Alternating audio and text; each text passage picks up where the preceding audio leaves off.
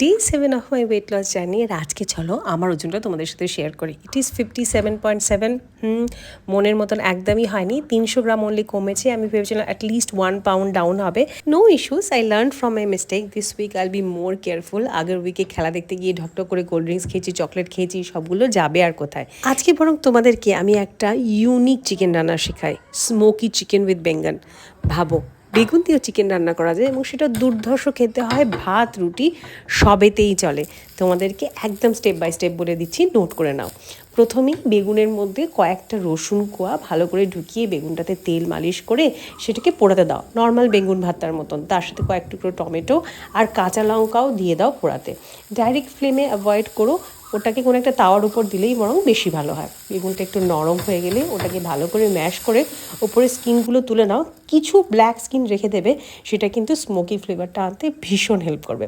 এবারে সব কিছু একসাথে স্ম্যাশ করে সাইড করে রাখো। কড়ায় তেল দাও, দিয়ে তার মধ্যে দাও অল্প একটু পেঁয়াজ। পেঁয়াজটা একটু ভাজা ভাজা লাল লাল হয়ে গেলে তার মধ্যে আগে থেকে ধুয়ে রাখা চিকেনগুলো দিয়ে দাও। আমি কিন্তু চিকেনের থাই পিসই নিয়েছি এখানে মেনলি। এরপরে আমি এর মধ্যে দিয়ে দেবো আদা বাটা আর রসুন বাটা 1 চা চামচ করে। এটাকে ভালো করে কষিয়ে নেব ততক্ষণ পর্যন্ত যতক্ষণ না এই আদা রসুনের কাঁচা ফ্লেভারটা চলে যায়। তার মধ্যে এর মধ্যে দেবো নুন, হলুদ আর ধনে জিরে গুঁড়ো পরিমাণ মতো। এটাকে ভালো করে কষিয়ে নিয়ে তার মধ্যেই আগে থেকে ম্যাশ করা বেগুন, টমেটো আর কাঁচা লঙ্কার যে পেস্টটা, সেটা পুরোটা দিয়ে দেবো। এরপরে এটাকে সুন্দর করে কষাতে হবে আর সাথে অ্যাড করতে হবে কাশ্মীরি রেড চিলি পাউডার, বেশ খানিকটা ধনে পাতা কুচি আর তার সাথে কাঁচা লঙ্কা কুচি। কাঁচা লঙ্কাটা অবশ্যই তোমাদের টেস্ট অনুযায়ী, যারা বেশি ঝাল খেতে পছন্দ করো না তারা কিন্তু এটা পুরোটাই অ্যাভয়েড করতে পারো। এরপরে এটাকে ততক্ষণ পর্যন্ত কষাও যতক্ষণ না এটার উপর থেকে বুদবুদ করে তেল ছাড়ে।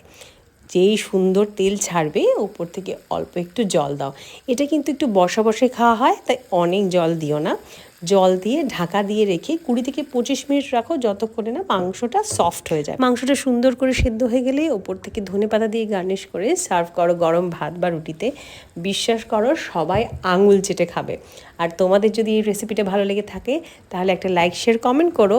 আর আমার চ্যানেলে নতুন হলে ডোন্ট ফরগেট টু সাবস্ক্রাইব।